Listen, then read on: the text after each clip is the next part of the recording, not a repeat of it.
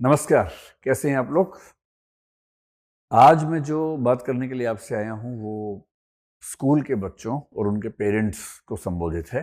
तो दृष्टि आईएएस ने अब तक बहुत सारे वर्टिकल्स, बहुत सारे काम किए। हमने करीब 9 शहरों में आईएएस की शाखाएं शुरू की, ऑनलाइन वेंचर शुरू किया।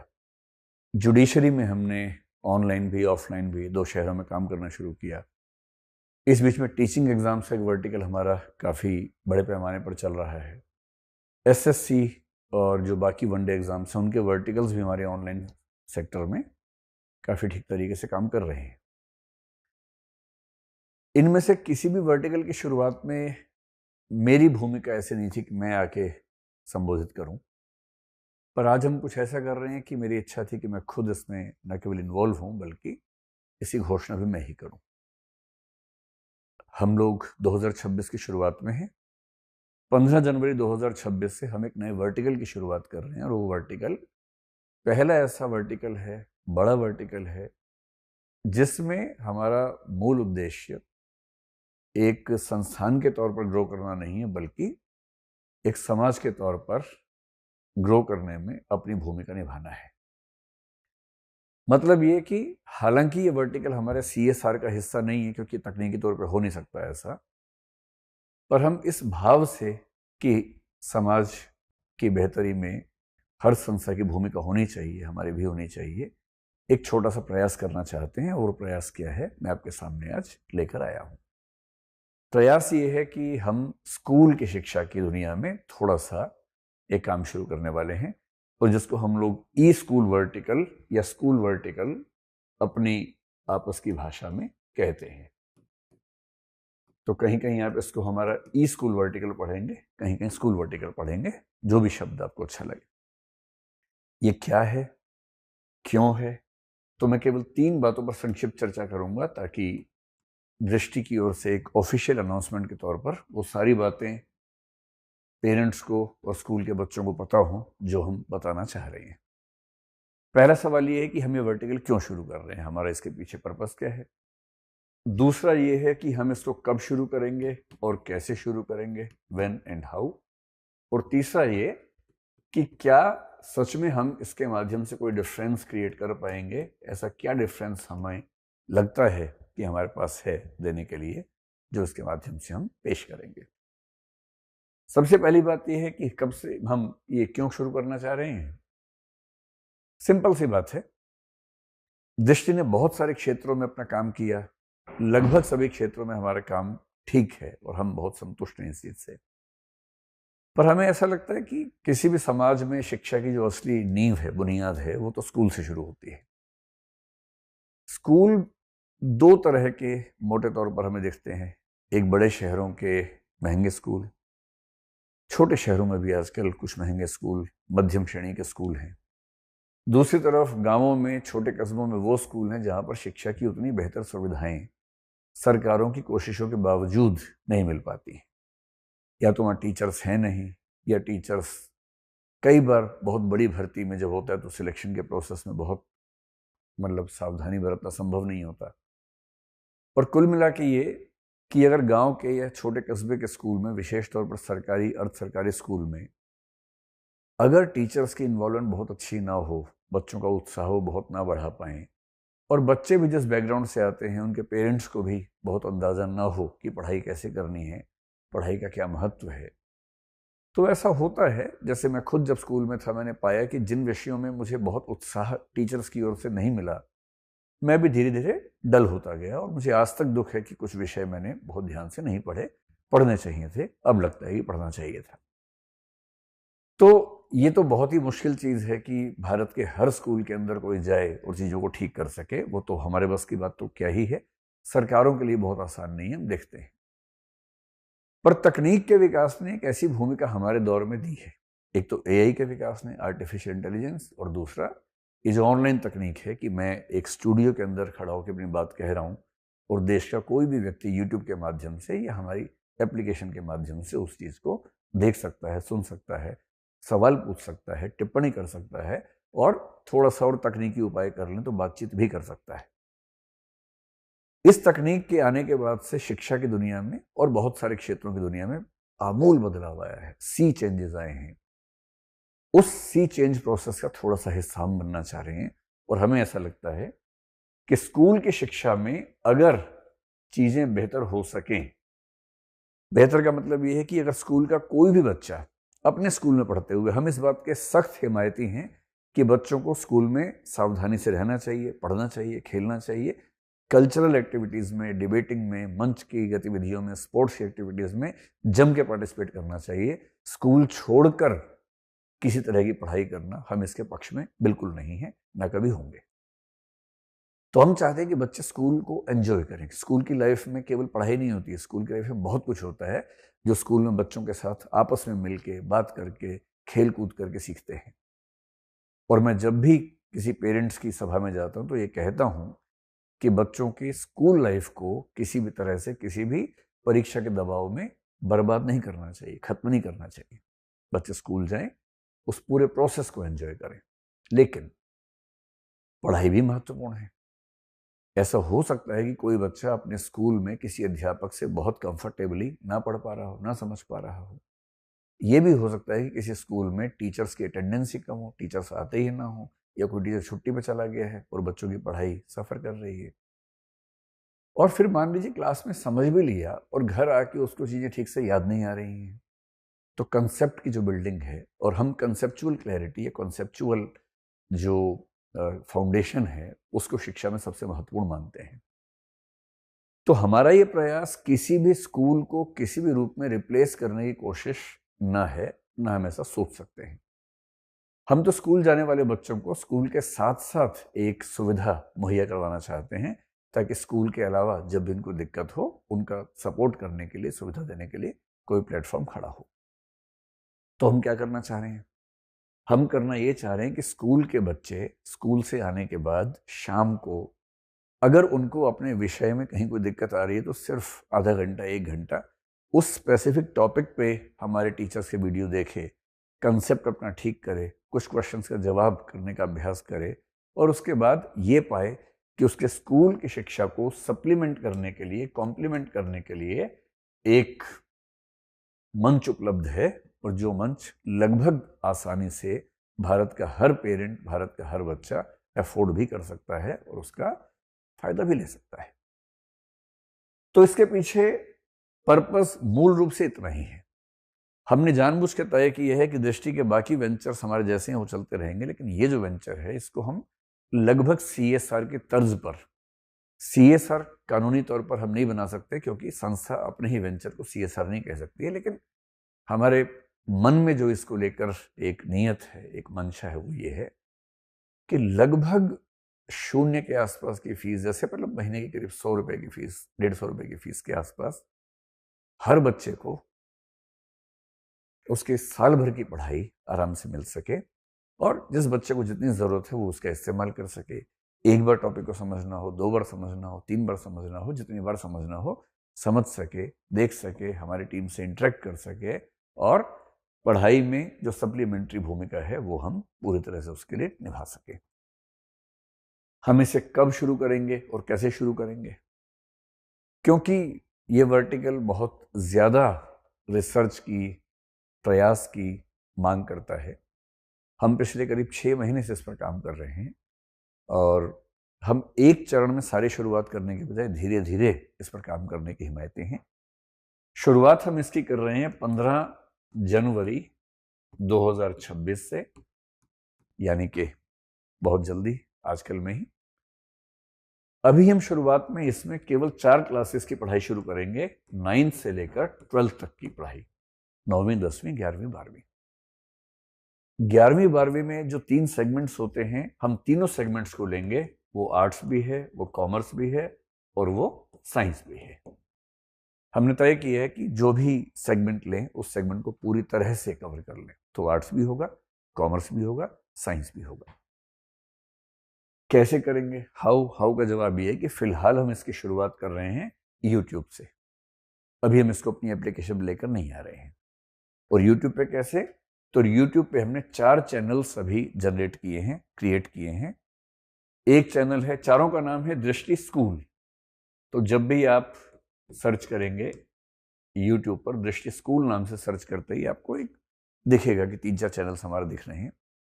एक चैनल का नाम है दृष्टि school 9th and 10th class.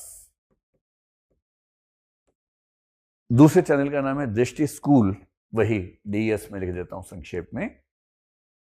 दृष्टि स्कूल आर्ट्स करके है, एक दृष्टि स्कूल साइंस करके है, तो दृष्टि स्कूल आर्ट्स ब्रैकेट में 11th एंड 12th क्लास।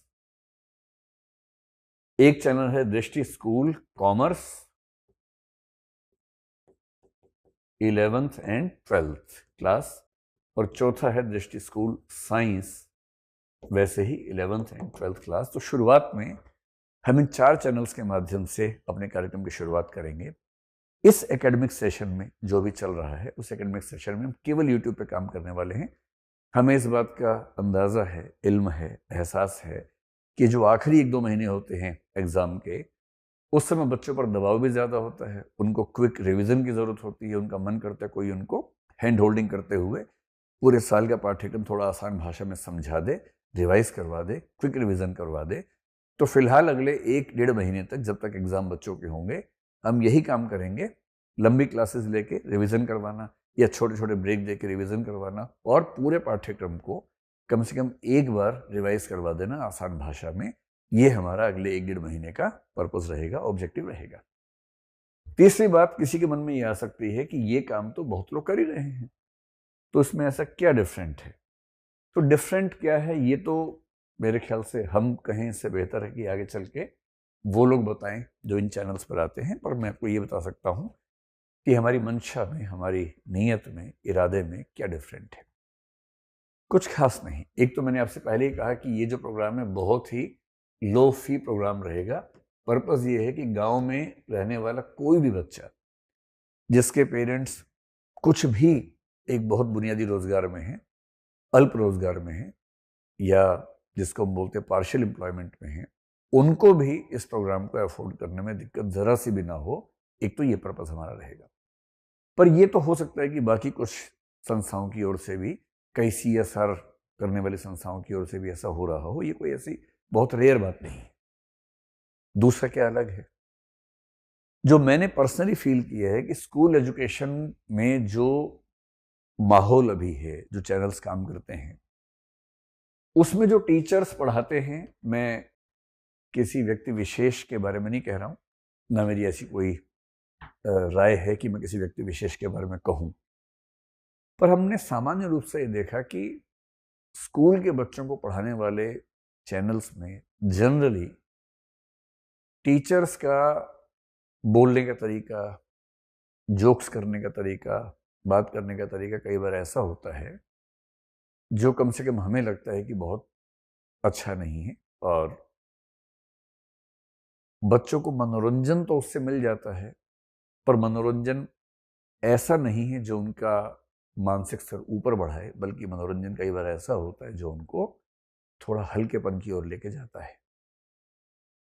हमें ऐसा लगता है, मैं जिस स्कूल से पढ़ा हूँ, आप भी जो पेरेंट्स हैं जिन स्कूल से पढ़े होंगे, आपने देखा होगा कि पढ़ाई में एक गंभीरता का, शालीनता का, डिसिप्लिन का एक बड़ा महत्व होता है। तो टीचर रहे, टीचर मेनली एंटरटेनर ना हो, टीचर मेनली हास्यास्पद काम करता हुआ नजर ना आए, टीचर ऐसी हरकतें करते हुए ना दिखें जिनको देख के आपको हंसी आती है और आपको लगता है कि मजा आ गया, लेकिन एक गरिमा वाला भाव जिसको हम कहते हैं कि शिक्षा के साथ जुड़ना चाहिए, वो कई बार मिस करता है, गायब हो जाता है। तो हो सकता है कि इस वजह से बहुत सारे बच्चों को थोड़ा सा ये लगे कि उतना मजा नहीं आ रहा है, लेकिन हाँ, हम जिस पॉलिसी पर चलना चाहेंगे, हम अपने टीचर्स के साथ बहुत क्लियर हैं इस मामले में कि आपको न तो सेल्स पर्सन बन के बात करनी है लगातार कि ये खरीद लो, वो खरीद लो, वो सब नहीं करना है, आपको पढ़ाना है और कंसेप्ट ओरिएंटेड पढ़ाई करवानी है। जो डिग्निटी है, जो गरिमा है, जो बच्चों की, बच्चों के पेरेंट्स की, टीचर्स की और एजुकेशन इन इटसेल्फ, इसकी जो डिग्निटी होनी चाहिए उसको मेंटेन करते हुए हंसी मजाक करना है। बिना हंसी मजाक के तो क्लास कैसे होगी, क्योंकि रिफ्रेश तो बच्चों को करना ही होता है। पर हंसी मजाक का अनुपात कितना हो, हंसी मजाक का स्तर क्या हो, इन बातों का विशेष रूप से ध्यान रखना है। तो हमारे जो भी टीचर्स हैं उन सब के साथ मैं लगातार बात करता हूँ, काम करता हूँ, और हम एक पॉलिसी अपनी बनाते हैं कि कंडक्ट हमारा कैसा होगा, क्लासरूम के अंदर हमें किस रूप में बच्चों के सामने पेश आना है। पेरेंट्स को भी ये भरोसा रहे कि ये वाली क्लासेस करते हुए हमारे बच्चे के मन पर कोई ऐसा गलत प्रभाव नहीं पड़ेगा जो उस उम्र में, उस जो बाली उम्र है, कम उम्र है, उसमें नहीं पढ़ना चाहिए। इस बात का हम ध्यान रखेंगे। जैसे हमने टीचर से बहुत स्पष्ट रूप से ये डिस्कशन की कि हम कभी भी किसी व्यक्ति की सामाजिक पहचान की सेंसिटिविटी पर कोई कमेंट नहीं करेंगे। हम किसी व्यक्ति के रंग का मजाक नहीं उड़ाएंगे, किसी व्यक्ति के मोटापे का, किसी व्यक्ति के कौन सी नस्ल का है उसका मजाक नहीं उड़ाएंगे। हम जेंडर स्पेसिफिक मजाक किसी का नहीं बनाएंगे, हम रेस स्पेसिफिक मजाक किसी का नहीं बनाएंगे, ताकि पढ़ाई का मतलब सिर्फ गणित और विज्ञान सीखना नहीं होता। पढ़ाई का एक मतलब ये भी होता है कि जब कोई बच्चा बड़ा हो, स्कूल के बाहर निकले, कॉलेज की दुनिया में जाए, नौकरी की दुनिया में जाए, तो उसका सोचने का तरीका, उसकी भाषा, उसके हाव भाव भी ऐसे हों जो एक परिपक्व नागरिक के होते हैं, न कि उसकी बातचीत कहीं उसको मनोरंजन या हंसी का पात्र बना दे। ऐसा ना हो सकता है इसमें कभी कभी हमसे कोई गलती हो हमारे टीचर से, लेकिन हाँ, हम लगातार सजग रहेंगे कि ऐसा कुछ भी हमारी ओर से ना हो। हमारे यहाँ कौन पढ़ाएगा? तो हमारे यहाँ फिलहाल एक बड़ा लंबा चौड़ा प्रोसेस है टीचर से सिलेक्शन का। अभी तक हम 14 टीचर से सिलेक्शन कर चुके हैं। 14 टीचर से सिलेक्शन कैसे हुआ? जो टीचर्स इस फील्ड में बहुत समय से पढ़ा रहे हैं, उन सबका एक्सपीरियंस 5 से 15 साल के आसपास का है टीचिंग की दुनिया में ही। कुछ ऑफलाइन स्कूल से पढ़ा रहे हैं, कुछ ऑनलाइन दुनिया में ही पढ़ा रहे थे। जब हमने वैकेंसी निकाली, उन लोगों ने अप्लाई किया, हमने उनके वीडियोस मंगवाए। पहले हमारी एक कमेटी ने उनके वीडियोस को देखा ध्यान से। जो टीचर्स पढ़ाने में बहुत इफेक्टिव थे और हमारे जो कोड ऑफ कंडक्ट है, जो इथोस सिस्टम है, उसके साथ मैच भी कर रहे थे, उनको शॉर्ट लिस्ट किया गया। उनको दृष्टि में बुलाकर कुछ वीडियोस रिकॉर्ड करवाए गए, डेमो वीडियोस रिकॉर्ड करवाए गए। टॉपिक हमने अपनी ओर से दिया उनको। उसमें भी जिन लोगों ने अच्छा परफॉर्म किया, उनके फिर 2 राउंड्स ऑफ इंटरव्यूज हुए। और जो टीचर्स इन सारे राउंड्स में लगातार सफल हुए, ऐसे 14 टीचर्स को अभी तक हमने ऑन बोर्ड कर लिया है। हो सकता है निकट भविष्य में और टीचर्स को भी ऑन बोर्ड करेंगे। चौथी बात यह है कि हम इसमें अभी फिलहाल 2 भाषाओं, 2 लैंग्वेजेस में काम करेंगे, इंग्लिश में और हिंदी में। अभी क्योंकि हमारे पास केवल 14 टीचर्स हैं, धीरे धीरे तो इसमें संख्या मेरे ख्याल से 40-50 भी हो जानी चाहिए। अभी हम 2 कार्यक्रमों पर फोकस करने वाले हैं नियर फ्यूचर में, यानी कि अगले 1-2 महीने में। अंग्रेजी में हम सीबीएसई का 9th 10th 11th 12th को ध्यान रख के अभी वीडियोस बनाएंगे और यूट्यूब पे स्ट्रीमिंग करेंगे। हिंदी में क्योंकि यूपी बोर्ड के बच्चों की संख्या देश में सबसे ज्यादा है, तो शुरुआत में हम यूपी बोर्ड को लेंगे, ताकि कम से कम समय में ज्यादा से ज्यादा बच्चों तक पहुंचकर उनकी जरूरत का हम समाधान कर सके, कोई मदद कर सके। तो फिलहाल हम अंग्रेजी में सीबीएसई और हिंदी में यूपी बोर्ड पर चलेंगे। अंग्रेजी का मतलब विशुद्ध अंग्रेजी फिलहाल नहीं होगा, उसमें अंग्रेजी हिंदी मिक्स करके, जिसको हम हिंग्लिश आजकल कह देते हैं, उसमें होगा। आगे चल के हो सकता है कि हम प्योर इंग्लिश में भी कुछ प्रोग्राम शुरू करें। इस एकेडमिक ईयर में, यानी लगभग मार्च 2026 तक, हम केवल यूट्यूब पे इन 4 चैनल्स पे लगातार प्रेजेंट रहेंगे। उसके बाद हम अपनी एप्लीकेशन पे ईयर लॉन्ग कोर्सेज, यानी पूरे साल चलने वाले कोर्सेज, जिसमें रोज आधा 1 घंटे की क्लास बच्चों की होगी, और बच्चे अपनी सुविधा से जिस समय चाहे उस दिन या रिकॉर्डेड क्लास के रूप में बाद में देखना चाहें देख सकते हैं। कुछ प्रोग्राम्स हमारे साल भर के होंगे, कुछ आधे साल वाले भी होंगे, कुछ 3 महीने वाले भी होंगे, ताकि होता ना कि बच्चे आमतौर पर परीक्षा से 3 महीने पहले ही जागते हैं, कुछ परीक्षा से 1 महीने पहले ही जागते हैं, कुछ थोड़ा सीरियस 6 महीने पहले, कुछ पूरे साल भर सीरियस रहते हैं। तो जो बच्चा जब से गंभीरता से पढ़ना चाहेगा, हम कोशिश करेंगे ऐसे सारे बच्चों के लिए हमारे पास प्रोग्राम्स हों। मुझे उम्मीद है कि ये पहल अगले कुछ समय में एक बड़ा परिवर्तन समाज में लाने में सक्षम होगी। तो जो भी लोग सोशल मीडिया में, जो भी लोग एडटेक की दुनिया में, एजुकेशनल दुनिया में ऐसे प्रयोग कर रहे हैं, मैं ये नहीं कह रहा कि हमारा प्रयोग उन सबसे अलग, उन सबसे जुदा, उन सबसे बहुत बेहतर है, लेकिन हाँ, उन्हीं सब के बीच में खड़े होकर हम भी एक गंभीर कोशिश कर रहे हैं। और कोशिश ये है कि अगर स्कूल की शिक्षा बेहतर हुई, नींव मजबूत हुई, इंफ्रास्ट्रक्चरल इश्यूज की वजह से जो बच्चे स्कूल में इंटरेस्ट लूज कर बैठते हैं, इंटरेस्ट बन गया, बच्चे 12वीं क्लास में स्कूल से बेहतर पढ़ाई करके निकले, तो हमारा मानना है कि आज से 10, 20, 25 साल के बाद हमारा समाज अभी की तुलना में काफ़ी बेहतर और परिपक्व होगा। उसी में एक छोटी सी आहुति हमारी ओर से भी है। ये प्रोग्राम क्योंकि मेरा कोर इंटरेस्ट का प्रोग्राम है, इसमें मैं भी काफ़ी एक्टिव रहने वाला हूँ। एक्टिव का मतलब ये है कि जो विषय मुझे आते हैं उन विषयों में बच्चों के डाउट सेशंस हुए या कभी जूम मीटिंग्स में तो मैं खुद भी रहूँगा। कभी कभी हो सकता है कोई छोटा मोटा कॉन्सेप्ट जो मेरे सब्जेक्ट में मुझे बड़ा आसान लगता है, वो सोशियोलॉजी हो सकता है, पॉलिटिकल साइंस हो सकता है, इकोनॉमिक्स हो सकता है, कॉमर्स या अकाउंटेंसी या मैनेजमेंट हो सकता है, जो मैंने विषय पढ़े हुए हैं उनमें से हो सकता है कि कभी कभी मैं कोई छोटी सी क्लास भी लूँ और बच्चों से मुखातिब तो होऊंगा ही। और इसमें क्योंकि 10वीं क्लास के बाद बच्चों के सामने करियर का प्रश्न बड़ा प्रश्न हो जाता है, तो इसके साथ हम करियर कैसे चुने ऐसी भी एक सीरीज पर काम करना चाह रहे हैं। वो सीरीज बुनियादी तौर पर मुझे खुद ही लेनी है, तो हो सकता है अगले 2-3 महीने में हम उस सीरीज में कुछ वीडियोस इन्हीं चैनल्स पर लेके आएंगे, ताकि बच्चों और उनके पेरेंट्स के मन में ये दुविधा भी खत्म हो कि हमें आगे चलकर क्या करना है और कैसे करना है।